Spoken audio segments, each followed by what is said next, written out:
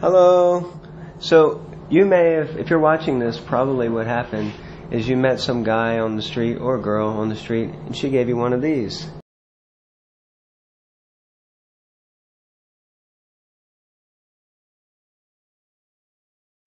Right? So this is a beautiful book. This is Vedic literature, and you'd be surprised by the looks of it. This book is 5,000 years old. Okay, maybe not the specific copy, but the information that's inside. That's why it's originally in this ancient language known as Sanskrit.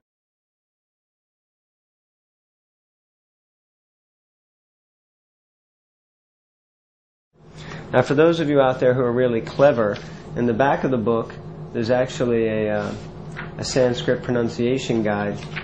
And I met one person on the street who was so fascinated by the Sanskrit and the opportunity to learn Sanskrit just from the book that now he's doing a PhD in Oxford in Sanskrit. So literally, just from this and in the front, you can begin to learn the Sanskrit language.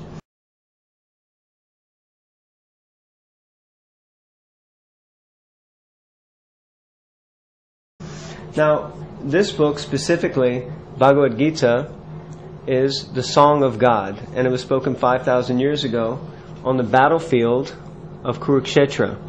Now, you might think 5,000 years ago, what's the relevance to me today, right?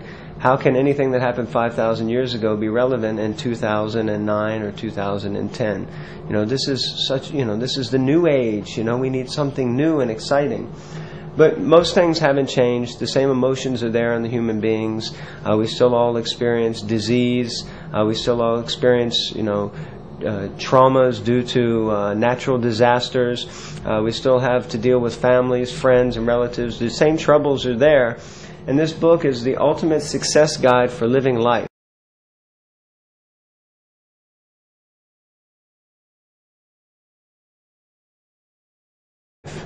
And the way that it's presented is a conversation between Krishna and his dear friend Arjuna on this battlefield.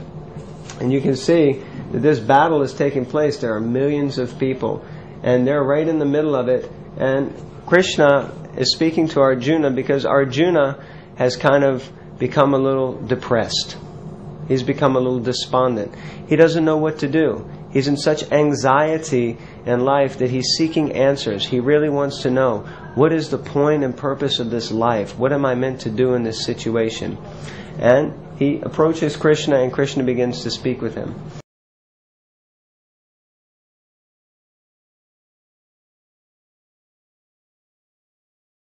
So this is an amazing story, phenomenal. There's a little introduction to the story at the beginning that you can read that will called Setting the Scene. And then you can get into the the story. Now, a couple of words of caution. You'll probably want to stick to reading just the bold translation of the Sanskrit. Now, these books can be used in many different ways, like textbooks. But if you stick to just reading the translations, at least for each chapter, or maybe even all the way through the whole book, it'll really set up an understanding of what's happening and what's going on. Then you can come back and read the bold and read here what are called purports, or deeper explanations given by the founder Acharya, His Divine Grace, A.C. Bhaktivedanta Swami Prabhupada.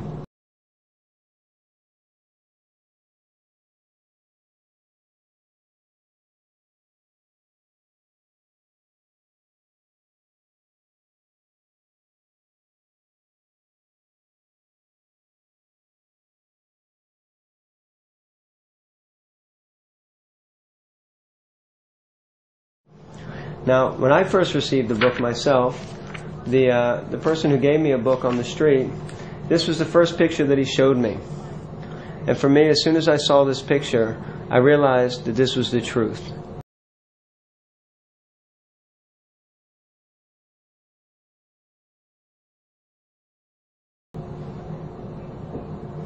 Understanding the eternal nature of the soul, that the soul continues. In all the world's religions, it's explained that the soul is eternal, and the relationship with God is eternal. And when I saw this picture, I began to understand. Later, more and more, I've understood that actually, if people had more knowledge about this, just simply this picture, then many of the world's problems could be solved. Because The issue here is that we have a concept of ourselves as a body, but the body is temporary and it's always changing. No matter what color this body is, or what sex this body is, or what nationality this body is, the body is always changing. It comes into existence, stays for some time, and eventually dies. So all ideas of wars just because of differences between bodies, it's useless, because the nature of the soul, everyone underneath is a spiritual being.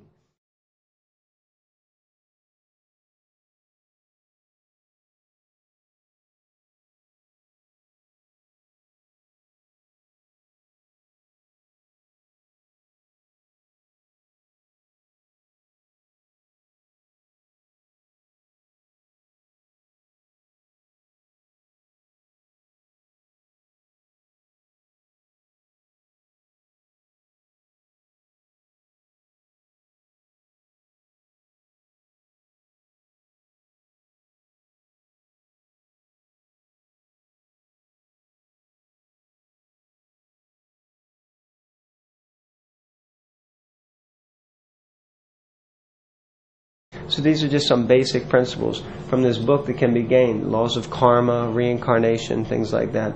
So if you've got the book, open it up now. Have a read. Go for it. Just try 1 or 2 chapters. I think you'll find that it really makes a lot of sense.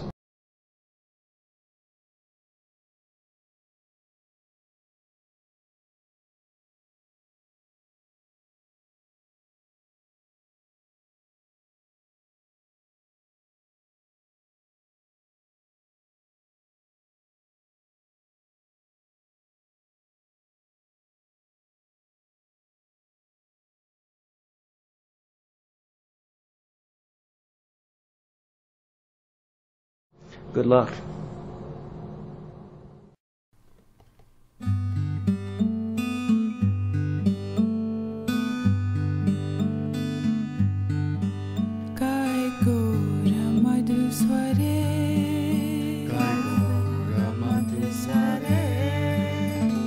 In a sweet voice, God sing. Like a sweet voice, God sing. Hare Krishna, Hare Krishna, Krishna Krishna, Hare Hare, Hare Rama, Hare Rama, Rama Rama, Hare Hare. Hare Krishna, Hare Krishna, Krishna Krishna, Hare Hare, Hare Rama, Hare Rama, Rama Rama, Hare Hare. In house of the forest dwelling, loudly call out Hari's names. In house of the forest dwelling, loudly call out Hari's names. Happy or sad, never forget Lord Hari's names on your lips always. Happy or sad, never forget Lord Hari's names on your lips always. In a sweet voice, God sings. Such a sweet voice, God sings. Hare Krishna,